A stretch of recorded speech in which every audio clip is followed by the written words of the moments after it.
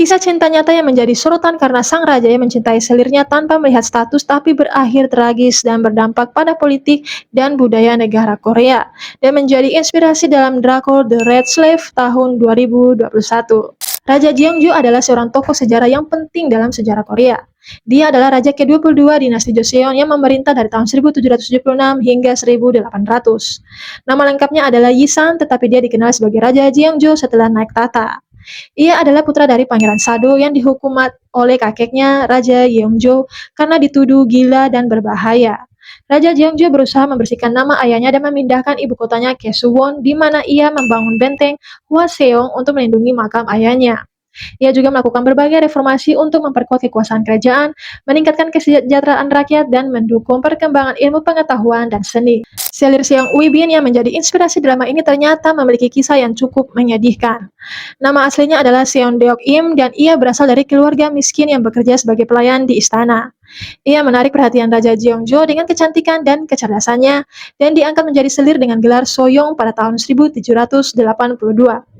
Keturunan dari pasangan romantis ini juga berakhir menyedihkan. Pada tahun 1782, anak pertama mereka, Yisun, lahir lalu diberikan gelar pangeran kerajaan. Pada zaman itu, kelahiran pangeran adalah peristiwa penting yang dapat membantu keluarga kerajaan mempertahankan kekuasaannya. Pada tahun berikutnya, Seong Soyong diangkat menjadi selir kerajaan peringkat senior pertama dengan gelar Bin, dan Raja Jeongjo memilih sendiri prefiks Ui berarti sesuai atau pantas untuknya. Pada tahun 1784, Seong Ui Bin melahirkan seorang putri yang meninggal beberapa minggu setelah lahir.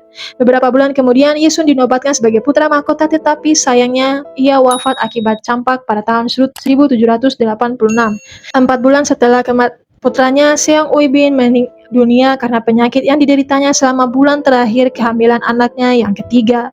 Tentu anak yang berada di dalam kandungannya turut meninggal bersamanya.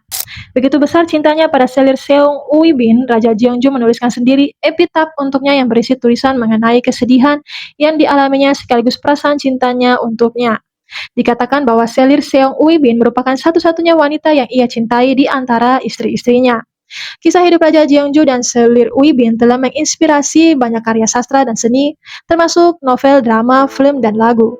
Mereka dianggap sebagai pasangan yang romantis dan setia yang menghadapi banyak rintangan dan tragedi dalam hidup mereka. Kurang lebihnya informasi yang saya share ini, silahkan di komen guys.